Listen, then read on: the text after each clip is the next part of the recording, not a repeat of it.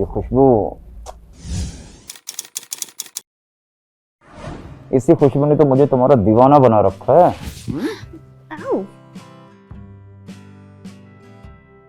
छोड़िए ना, दर्द हो रहा है। अच्छा दर्द हो रहा है? प्यार में थोड़ा दर्द सहना भी चाहिए। After all I am your husband, है कि नहीं? इतना तो हक बनता मेरा तुम पे।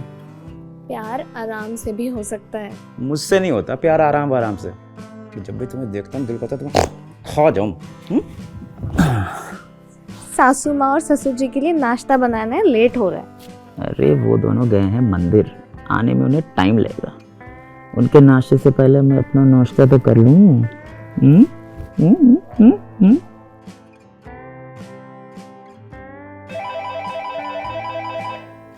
अरे यार हेलो, हाँ अच्छा आज ही? ठीक है बस निकलता हूँ मैं, निकल रहा हूँ थोड़ी देर में निकल रहा हूँ। चलो ठीक, ओके। कौन था? अरे वो कुछ नहीं, वो मेरा प्रॉपर्टी डीलर वाला दोस्त, वो इस प्रॉपर्टी की डील करने के लिए जाना है मुझे। अच्छा सुनो, मैं कल ही वापस आऊँगा और मम्मी पापा को इसके बारे में कुछ मत बताना, ठीक है? पर उन्हें क्यों नहीं बताना है? तुमसे जितना कहा जाए ना तुम उतना ही किया करो, मुझसे ज़्यादा सवाल जवाब करने की ज़रूरत नहीं है।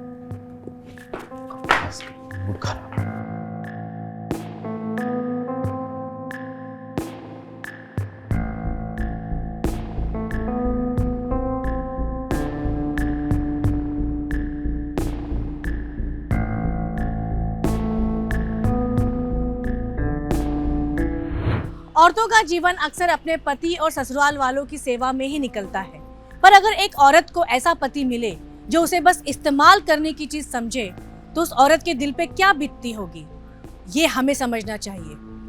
सरिता अपने पति के लिए एक आदर्श पत्नी थी, पर क्या रोहित भी उसके लिए एक आदर्श पति था?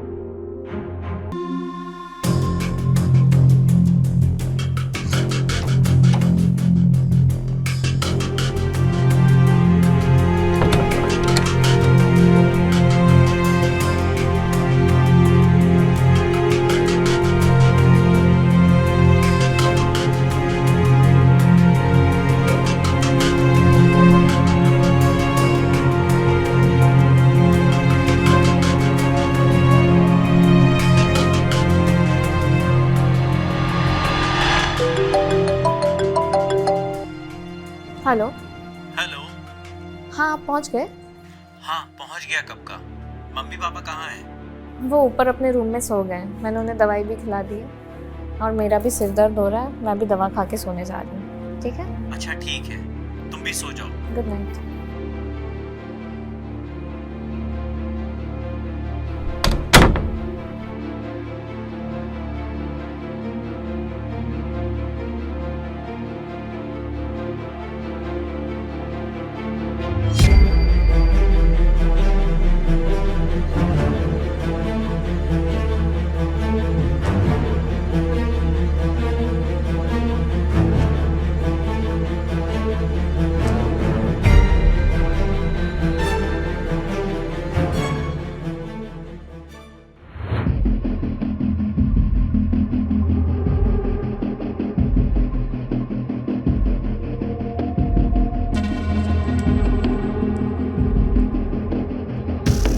इतनी देर कहाँ लगा दी? अरे उस पे नजर रख रहा था। वो दवाई ववाई खा के सो गई है, अब हम अपना काम आराम से कर सकते हैं। हाँ, चल।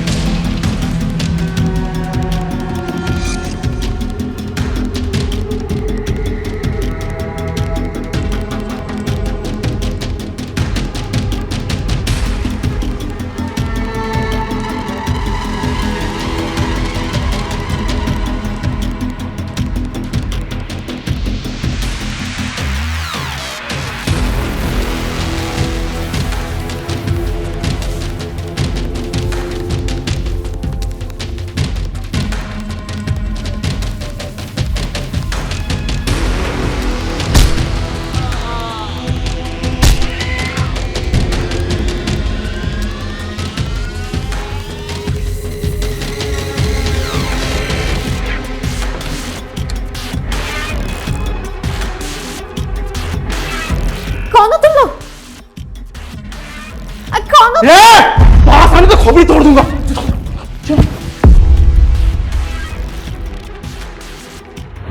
कुछ अज्ञात नकाबपोश लोगों ने सरिता के घर में घुस के उसके सास ससुर की हत्या कर दी और कुछ गहने और कैश चोरी कर लिए। आखिर क्या हो गया है हमारे समाज को?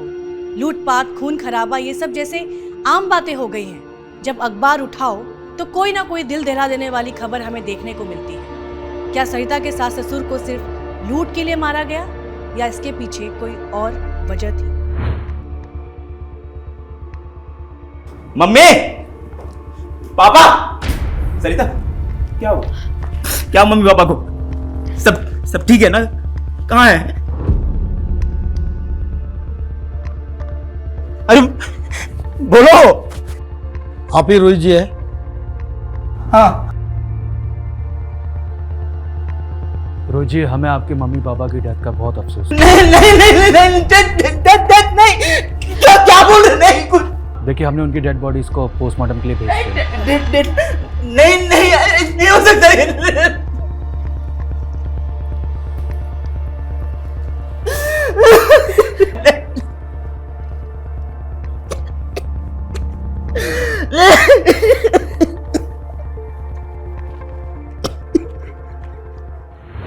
रोहित जी, हमने आपके एरिया की सीसीटीवी फुटेज देखी।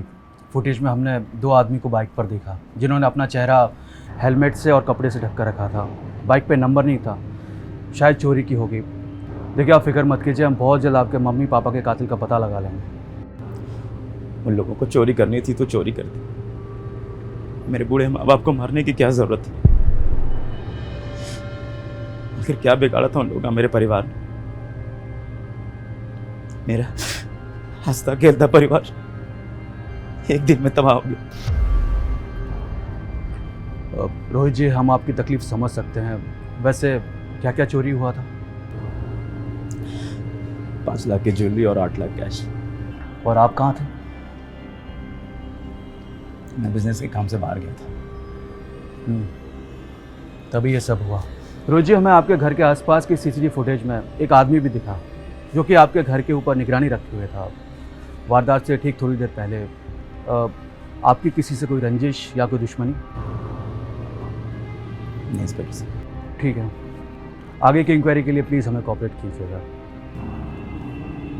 Thank you.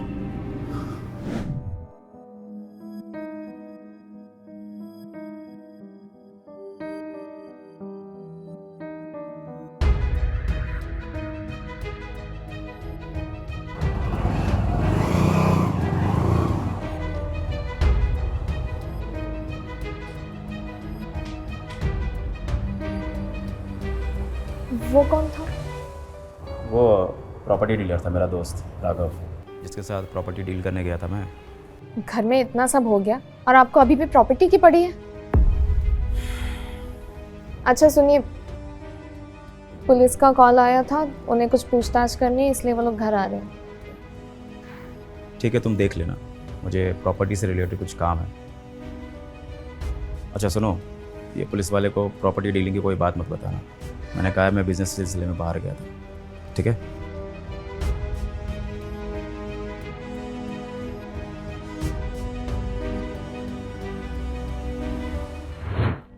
जिसके माता पिता की हत्या हो जाए वो बेटा अभी भी प्रॉपर्टी की डील के लिए लगा हो, ये बात दाल में कुछ काला होने की ओर संकेत देती है। सरिता को रोहित की इस बात से उस पर शक हो रहा था। वहां पुलिस ने बाहरी तौर से जांच जारी रखी पर कुछ हाथ नहीं लगा। क्या इस केस को एक अलग एंगल से देखना गलत है या ये मात्र एक संजोग है? माफ़ कीजिए सरिता जी, ऐसी दुख की घड़ी में आपसे पूछताछ करनी पड़ रही है, पर क्या करें, पुलिस का काम ही ऐसा है। आप बस जल्द से जल्द उन कातिलों को ढूंढ लीजिए सर। आप चिंता मत करिए, हम जल्द ही खूनी को पकड़ लेंगे। आप सिर्फ इतना बताइए कि उस रात क्या हुआ था। मैं नींद की गोली खाकर सोई हुई थी। अचानक मुझे चीखने की आवाज़ सुनाई दी। जब मैं हॉल में आई तो देखा 2 लोग हाथ में बैग और रॉड लिए भाग रहे थे। मैं डर गई। उनमें से एक ने मुझे धमकी दी और वो दोनों निकल गए। मैं दौड़ के ऊपर गई तो मैंने देखा मेरे सास ससुर खून में लटपट है। आपको क्या लगता है ये सिर्फ चोरी का केस है या आपके परिवार की किसी से कोई दुश्मनी? क्योंकि हादसा जब हुआ तब आपके पति बिजनेस के सिलसिले में बाहर गए थे। बिजनेस डील नहीं सर। मतलब? मेरे हस्बैंड ने ये बात किसी को बताने से मना की थी और मेरे सास ससुर। सरिता जी, आप संभालिए खुद को। दरअसल रोहित ये घर बेचना चाहते थे और इसी डील के सिलसिले में वो अपने दोस्त राघव के साथ उस रात गए थे और मेरे सास ससुर के साथ। ठीक है, फिलहाल हम चलते हैं। अगर ज़रूरत पड़ी तो आपसे फिर से कांटेक्ट करेंगे।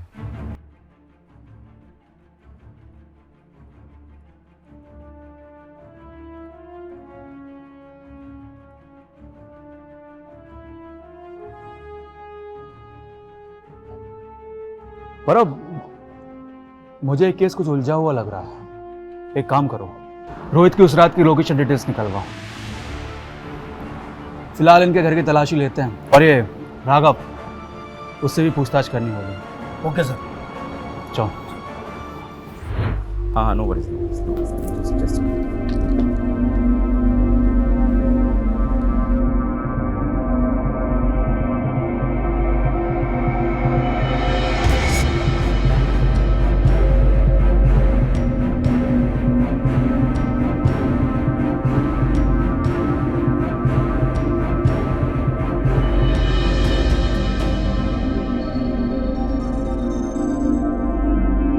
सरिता, तू तिकडे बघ।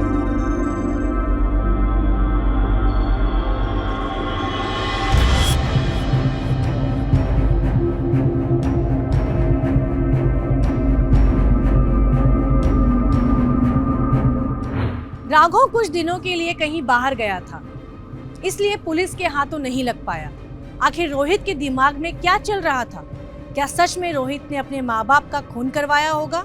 वो कहते हैं ना, जड़ जोरू और जमीन ये इंसान से कुछ भी करवा सकती है। यहाँ तो मामला प्रॉपर्टी का था। क्या रोहित के अपने माँ बाप से अच्छे संबंध नहीं थे?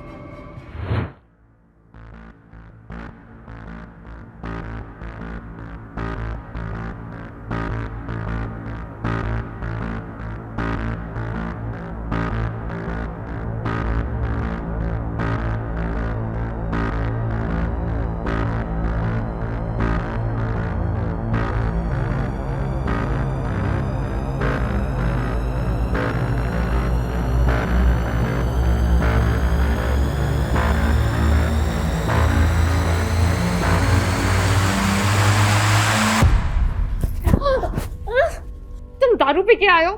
छोड़ो मुझे। तूने पुलिस को प्रॉपर्टी वाली बात क्यों बताई? मुझे नहीं करना मैंने। हाँ बताया मैंने। यहाँ इतना सब कुछ हो गया और तुम्हें अभी भी प्रॉपर्टी की पड़ी। पुलिस मेरे दोस्त राघव को कुत्तों की तरह खोद रही है।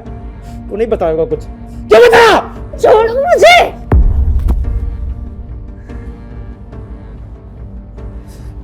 मुझे नहीं रहना यहाँ। यहाँ कुछ भी नहीं बचा है। मुझे जाना है यहाँ से। हम जल्द यहाँ से निकल जाएंगे। नहीं रहना मुझे।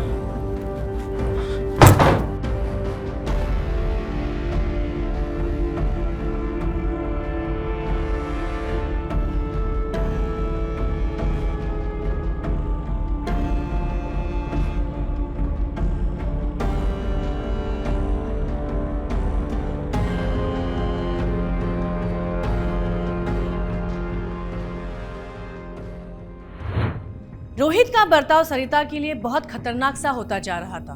क्या रोहित का बर्ताव उसके माता पिता के लिए भी ऐसा ही था? वहां पुलिस अपनी जांच में लगी हुई थी, पर कुछ हाथ नहीं लग रहा था।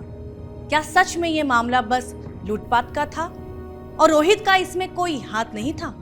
क्या हम बस दो अलग चलती हुई कहानियों को जोड़ रहे हैं? अगर रोहित ने कुछ नहीं किया था तो राघव गायब क्यों था? रोहित अपने माता पिता से बात करके भी तो प्रॉपर्टी बेच सकता था। सोचने वाली बात है कि कहीं उसके माँ बाप इसके खिलाफ तो नहीं थे। क्या सरिता घर का कोई राज जानती थी जिससे रोहित का बर्ताव उसके लिए ऐसा था? या ये बस रोहित का व्यक्तित्व का हिस्सा था? आइए आगे देखते हैं। सर, रोहित की लोकेशन डिटेल्स आ गई है। उस रात वो यहाँ नहीं था, लेकिन सर क्या लेकिन? सर हमारे एक कांस्टेबल को रोहित के घर से एक सिम कार्ड मिला था। मैंने डिटेल्स मंगवाई है, वो आती ही होगी। और सर ये राघव हमारी कस्टडी में है। तो देर किस बात की है? आओ उसका स्वागत करते हैं। सर आप मुझे क्यों मार रहे हैं सर? मैंने क्या किया है? मर्डर करके फरार और पूछता मैंने क्या किया है?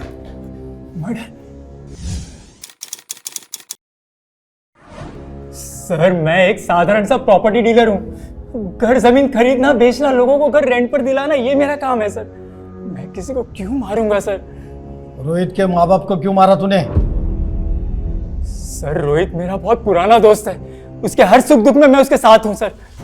इसलिए मर्डर में तूने उसका साथ दिया? सर जिस वक्त ये सब कुछ हुआ उस वक्त मैं और रोहित शहर से बाहर थे सर। तुम दोनों ने ये काम किसी और से करवाया होगा। सर मैं उसके मम्मी डैडी को क्यों मारूंगा? क्या मिलेगा मुझे? क्योंकि रोहित को उसके माँ बाप की प्रॉपर्टी और तुझे लूटी हुई ज्वेलरी और कैश, और हो सकता है कि रोहित ने तुझे पैसे भी दिए हों इस काम के लिए। सर मैं निर्दोष हूँ सर। मैं सच कह रहा हूँ, मैं निर्दोष हूँ सर। तो इतने दिन से गायब कहाँ था? सर मैं रोहित के काम से ही बाहर गया था। उसने मुझे कहा था कि उसकी जो प्रॉपर्टी की डील हुई है उसके बायर को जाकर सारे पेपर्स क्लियर करवा के आओ। और क्योंकि ये प्रॉपर्टी उसके पेरेंट्स के नाम पे थी इसलिए सारे ट्रांसफर के पेपर्स भी मैंने क्लियर करवा लिए थे सर। बस उसी के काम के लिए बाहर गया था और वो बाहर शहर से बाहर रहता है सर, इसलिए मुझे वहाँ जाना पड़ा। हाँ काम थोड़ा ज़्यादा था इसलिए मुझे ज़्यादा वक्त लग गया बस। और रोहित ये प्रॉपर्टी क्यों बेचना चाहता था? पता नहीं सर, उसके मम्मी डैडी ने भी मुझे प्रॉपर्टी के लिए फ़ोन किया था। हाँ वो लोग गांव में शिफ्ट होना चाहते थे प्रॉपर्टी बेचकर, लेकिन रोहित इससे अग्री नहीं करता था। वो दूसरे शहर में शिफ्ट होना चाहता था अपने बिजनेस खोलने के लिए। इसका मतलब इस मर्डर के पीछे रोहित का हाथ है? बता नहीं पाऊंगा सर। रोहित कभी किसी को कुछ बताता नहीं था। हाँ वो अपने पेरेंट्स के प्रॉपर्टी को लेकर नाखुश जरूर था। बाहर आओ।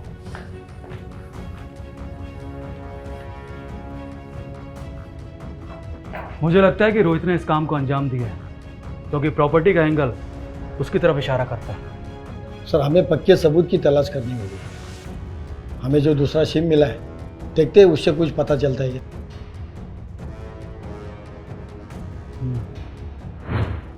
पुलिस के पास ये केस सॉल्व करने के लिए कोई पुख्ता सबूत नहीं थे। अगर ये मामला लूटपाट का ही था तो ये रोहित के अपने माँ बाप से डिस्प्यूट दूसरी ओर इशारा क्यों कर रहे थे? क्या हम सच में ऐसे समाज में जी रहे हैं जहाँ एक बच्चा अपने माँ बाप को उनकी ही जिंदगी भर की कमाई को हथियाने के लिए मरवा दे? वैसे है तो ये कलयुग, कुछ कहा नहीं जा सकता। जैन सर। सर उस सिम की डिटेल्स आ गई। आपका शक सही था सर, ये लूटपाट का मामला नहीं था। उसको लूटपाट का एंगल दिया गया था। जिस दिन मर्डर हुआ था उस दिन इस नंबर पे 56 बार दूसरे नंबर से कॉल आया था। उसकी डिटेल्स भी मैंने मंगवाई है सर। उसका अभी करंट लोकेशन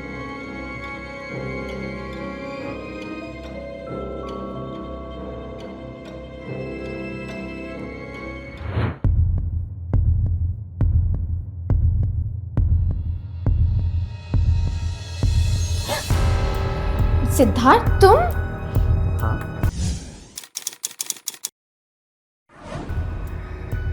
तुमसे मिलने का मन कर रहा था। तुम्हारा हस्बैंड तो नहीं है ना? नहीं, वो तो गया बाहर, लेकिन उसका कुछ करना पड़ेगा जल्दी। उसका कर देंगे। पहले जो मेरे अंदर आग लगी है उसे तो बुझा लो। सोचा यहाँ आ जाओ, क्योंकि कुछ काम बंद कमरों में ही अच्छे लगते हैं। हाँ, और कुछ अपराधों के लिए बंद सलाखें भी अच्छी लगती हैं। अरेस्ट कर दोनों को।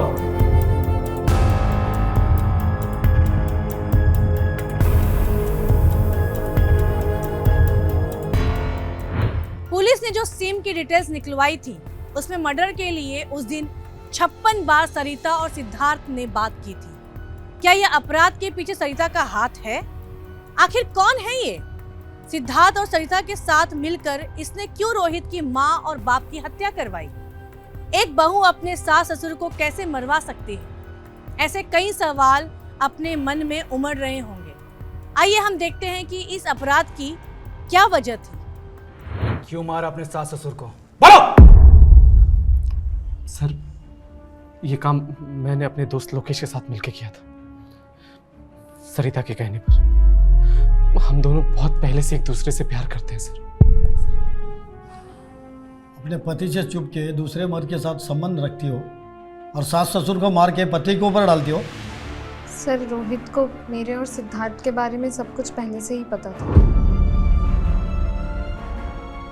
यहाँ तक कि मेरे सास ससुर को भी हमारे बारे में सब पता था।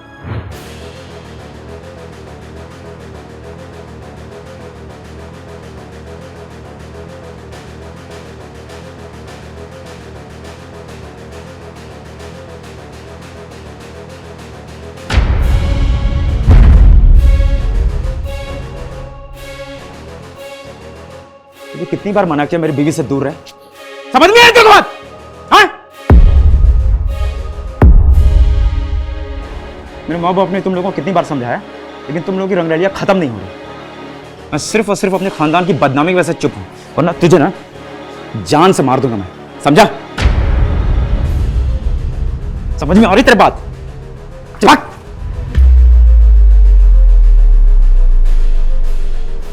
और तुम समझ में नहीं आ रही तुम्हें बात? हाँ? नहीं समझ में आ रही? तो मानोगे नहीं ऐसे।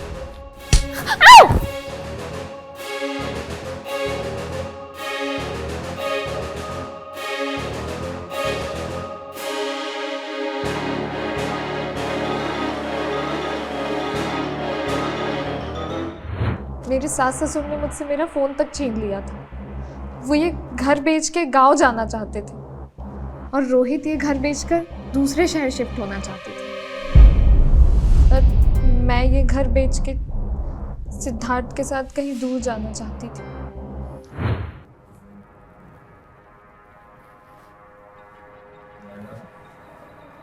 क्या हो गया? तुम मूड में नहीं हो?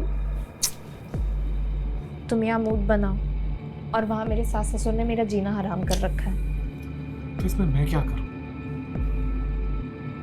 मार दो मेरे सास ससुर को।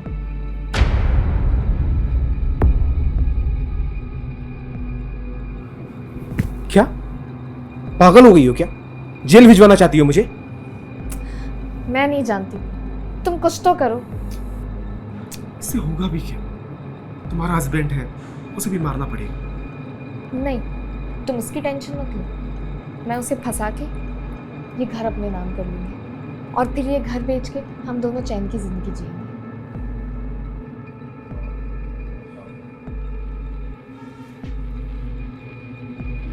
सरिता ने सिद्धार्थ को अपने सास ससुर को मारने के लिए मना लिया।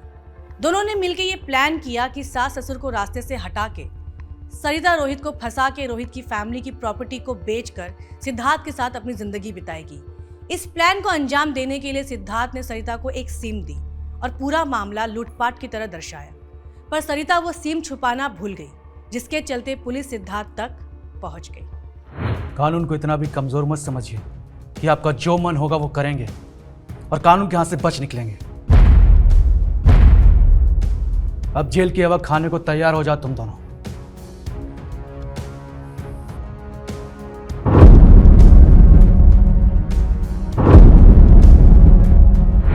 रोहित को जब पता चला कि यह हत्या सरिता ने करवाई है, वो पूरी तरह से टूट गया। पुलिस ने जल्द ही सिद्धार्थ के दूसरे साथी को भी पकड़ लिया। तो ये था इस कहानी का अंत। मैं रानी चैटर्जी लेती हूँ आप लोगों से विदा। फिर मिलते हैं क्राइम चक्र के नए एपिसोड में एक नई कहानी के साथ। सतर्क रहिए, सुरक्षित रहिए। जय हिंद।